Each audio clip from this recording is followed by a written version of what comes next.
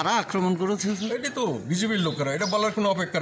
इस बार विपक्ष के उपनेता बादल चौधरी बदमाशों के शिकार हुए। ये घटना ऋषिमुख विधानसभा क्षेत्र के रतनपुर के मनीराम बरी में हुए थे। बादल चौधरी क्षेत्र के विधायक और सीपीआईएम केंद्रीय समिति के सदस्य, पार्टी नेता तापस दत्त, पूर्व विधायक वासुदेव मजूमदार और कई अन्य लोगों ने सत्ता पक्ष के उपद्रवियों पर हमला किया। 2 वाहनों में तोड़फोड़ की गई। राज्य में नए सरकार बनाने के बाद से विपक्षी कार्यकर्ताओं या नेताओं पर हमला किया गया है। यह रक्तदान शिविर जैसे सामाजिक कार्यक्रमों में एसएफआई के राज्य सचिव पर हमला और सीपीआईएम के पूर्व जिला सचिव पवित्र कर पर हमला। राज्य प्रशासन को इस बारे में बार बार सूचित करने के बावजूद प्रशासन मूक भूमिका निभाता रहता है। आम जनता प्रशासन की भूमिका से नाराज है। प्रशासन के ऐसे मूक भूमिका के लिए अपराधियों को ऐसे घटनाओं को करने की हिम्मत मिल रही है। यह विचार ये है कि राज्य प्रशासन ऐसे आतंकवादी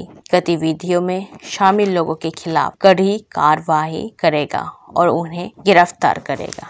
पुलिस उपस्थित ছিল, এসপি সাহেব বলেছে আমি পুলিশকে নির্দেশ দিয়েছি, কিন্তু পুলিশ যদি প্রথম থেকে হস্তক্ষেপ করত, তার যদি দেখতো যে এডিশনাল পুলিশ তাহলে দিত। তখন এসপি সাহেব তো আমি বলেছি আমি এটা দেখব, এদের কেউকে আমরা ক্ষমা করব। আমরা বুঝলাম আর কোনো উপায় নেই, সরাসরি জায়গা থেকে আমরা এখানে এসপি সাহেবের এখানে এসেছি। কারা আক্রমণ করেছে এখন উনি নেবেন বলছেন, আমরা দেখি কি করেন উনি। কারা আক্রমণ করেছে এটা তো বিজেপির লোকেরা, এটা বলার কোনো অপেক্ষা রাখেনি। এটা গ্রুপ হচ্ছে ইয়ের থেকে ঋষিমুখ থেকে গেছে। পরবর্তী সময় যে সমস্ত খবর পেয়েছি, রাজীব বলতে হলে সুব্রত সরকার নিকে আবার ওই উপপ্রধান না কি জানি পঞ্চায়েতে, তার নেতৃত্বে এখান থেকে একটা বাইক বাহিনী আর ময়ূরপুর থেকে একটা বাইক বাহিনী গ্রুপ এসেছে।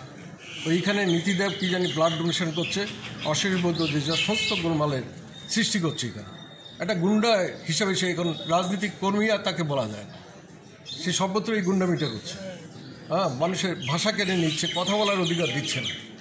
আমি তো ডিএম সাহেবকে সেদিন বলেছিলাম, আমি উদয়পুর আমার কনস্টিটুয়েন্সি মানুষ ভোট দিয়ে আমাকে নির্বাচিত করেছে, আমাকে একটা পঞ্চায়েত সমিতির মিটিংয়ে নিয়ে যাবেন আপনি, আমার যোগ দেওয়ার, আমি তো এখানে মেম্বার সদস্য, আমাকে সেই সুযোগ দেবেন।